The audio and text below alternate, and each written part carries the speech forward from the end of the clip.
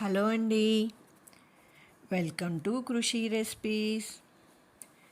ఈరోజు మనం చూడబోయే రెసిపీ స్నాక్ ఐటమ్ అండి.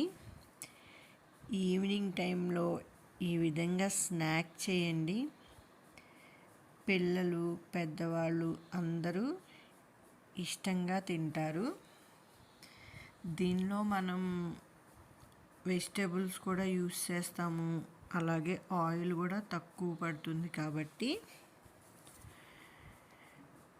ఈ వడలు మన హెల్త్కి కూడా చాలా మంచిదండి. ఇప్పుడు ఈ వడల్ని ఎలా చేసుకోవాలో చూద్దాము. ఇందుకోసం పొయ్యి మీద పాన్ పెట్టుకొని కొంచెం ఆయిల్ వేసుకోవాలి. ఎక్కువ ఆయిల్ అవసరం లేదు. ఈ ఆయిల్ హీట్ అయినాక సన్నగా కట్ చేసుకొని పెట్టుకున్న క్యాబేజ్ ముక్కల్ని వేసుకోవాలి. అలాగే ఒక క్యాప్సికమ్ని కూడా ఈ విధంగా సన్నగా కట్ చేసుకొని వేసుకోవాలి. ఒక క్యారెట్ని ఈ విధంగా తురుముకొని దాన్ని కూడా వేసుకొని ఫ్లేమ్ని హై ఫ్లేమ్లో పెట్టుకొని వీటిని ఫ్రై చేసుకోవాలి. ఎక్కువ ఫ్రై అవ్వక్కర్లేదండి, మనకి కొంచెం పచ్చివాసన పోయేదాకా ఉంటే చాలు. ఇంకోండి, మనకి ఈ విధంగా ఫ్రై అయినప్పుడు స్టవ్ ఆఫ్ చేసుకొని వీటిని పక్కన పెట్టుకోండి. ఇప్పుడు వేరే గిన్నె తీసుకొని నేను ఈ గ్లాస్తో ఒక గ్లాసు గోధుమ పిండి తీసుకున్నాను. అదే గ్లాస్తో హాఫ్ గ్లాసు ఉప్మా రవ్వని తీసుకున్నాను, బాంబే రవ్వ, ఉప్మా రవ్వ. అదే గ్లాస్తో హాఫ్ గ్లాసు బియ్యం పిండిని కూడా తీసుకున్నాను. ఇప్పుడు ఈ పిండిలో మనం ఇందాక ఫ్రై చేసుకొని పెట్టుకున్న క్యాబేజ్, క్యాప్సికమ్, క్యారెట్ తురుము ఉంది కదా, వీటిని దీనిలో వేసుకోవాలి. కొంచెం జీలకర్రను కూడా వేసుకోవాలి. తర్వాత అల్లం పచ్చిమిర్చి పేస్టును కూడా వేసుకోవాలి. కొంచెం కొత్తిమీరను కూడా వేసుకోండి. ఇప్పుడు కొంచెం నానబెట్టి ఉడకబెట్టుకున్న శనగపప్పును, పచ్చిశనగపప్పు ఉంటుంది కదా, అది కూడా వేసుకోవాలి.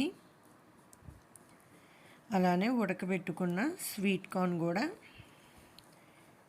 వేసుకోవాలి. రుచికి సరిపడా ఉప్పు వేసుకోవాలి. నేను కొంచెం పులుపు కోసము ఆమ్చూర్ పౌడర్ వాడుతున్నాను. మీ దగ్గర ఇది లేకపోతే నిమ్మరసమైనా పిండుకోవచ్చు. వీటిని అన్నిటినీ ఒకసారి కలుపుకోండి. దీనిలో ఆల్రెడీ మనం అల్లం పచ్చిమిర్చి వేసాం కదా, మీకు ఆ ఘాటు సరిపోతుంది అనుకుంటే ఓకే, లేదు అంటే కొంచెం కారం కూడా వేసుకోండి. వేసుకొని వీటిని ఒకసారి బాగా కలపండి. మనకి క్యాబేజ్లోంచి కొంచెం వాటర్ వస్తుంది కదా, కొంచెం అలా కలపండి. అలా కలుపుకున్నాక కొంచెం కొంచెం పెరుగుని వేసుకుంటూ దీన్ని మనం చపాతీ పిండిలాగా కలుపుకోవాలి. దీనిలో కొంచెం ఈటింగ్ సోడా కూడా వేసుకోవాలి. యాక్చువల్గా ఇది కారం ఈటింగ్ సోడా ఇంకా కొంచెం నూనె, ఈ రెండు కూడా కారం వేసుకున్నప్పుడే వేసేసుకొని కలుపుకోండి. నేను ఇందాక వేయలేదు, అందుకే ఇప్పుడు వేసి కలుపుకుంటున్నాను. దీన్ని చపాతీ పిండి ఎలా కలుపుకుంటామో అలా కలుపుకోవాలి. ఇదిగోండి, ఈ విధంగా కలుపుకోవాలి. ఇప్పుడు దీనిలోంచి కొంచెం పిండిని తీసుకొని మన చేతికి జస్ట్ కొంచెం అలా ఆయిల్ రాసుకొని ఈ విధంగా వడల్లాగా చేసుకోవాలి. మన దగ్గర ఉన్న పిండి మొత్తంతో ఈ విధంగా వడలను చేసుకొని పెట్టుకోండి. ఇప్పుడు ఇడ్లీ ప్లేట్స్ని తీసుకొని మనం చేసుకున్న వడల్ని ఈ ఇడ్లీ ప్లేట్స్లో పెట్టుకోండి. నేను వీటిని స్టీమ్ చేసుకుంటున్నానండి. మీరు స్టీమ్ వద్దనుకుంటే డైరెక్ట్ ఇక్కడే కొంచెం ఆయిల్ వేసేసుకొని కాల్చుకోండి. ఈ స్టీమ్ చేసుకోవటం వల్ల మనకి ఇది ఆల్రెడీ ఉడికిపోతుంది కదా, అప్పుడు కొంచెం ఆయిల్తోనే ఫ్రై చేసుకోవచ్చు. ఇప్పుడు ఈ ఇడ్లీ ప్లేట్స్ని కుక్కర్లో పెట్టుకొని మూత పెట్టి ఫ్లేమ్ని మీడియం ఫ్లేమ్లో పెట్టుకొని ఒక పావు గంట సేపు ఆవిరికి ఉడకనివ్వండి. పావు గంట తర్వాత మూత తీసి చూసుకోండి. ఇదిగోండి మనకి ఈ విధంగా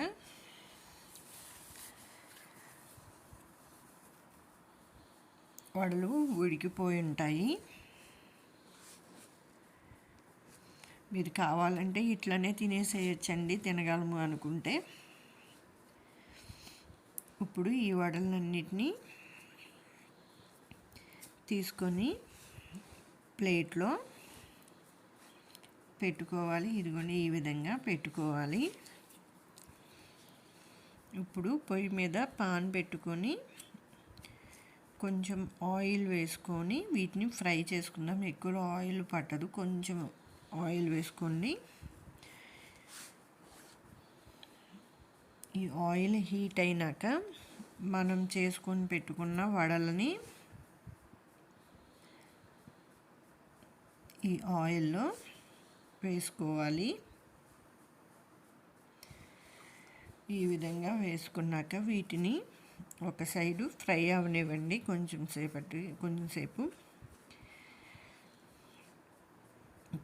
సేపు అయినాక వీటిని ఇంకోవైపుకి తిప్పుకొని కాలనివ్వాలి. ఇదే విధంగా 2 సైడ్స్ తిప్పుకుంటూ కాల్చుకోవాలండి. మనకి ఎక్కువ టైం కూడా పట్టవు కాలటానికి, తొందరగానే కాలిపోతాయి. ఇదిగోండి మనకి 2 సైడ్స్ కాలిపోయినాయి కదా. ఇప్పుడు వీటిని ప్లేట్లోకి తీసేసుకోవటం అంతే అండి. ఎంతో హెల్దీ అండ్ టేస్టీగా వడలు రెడీ అయిపోయినాయి. మీరు కూడా ఒకసారి ఈ వడల్ని ట్రై చేయండి. మీకు నచ్చితే లైక్ చేయండి, కామెంట్ పెట్టండి, సబ్స్క్రైబ్ చేసుకోండి. Thank you for watching.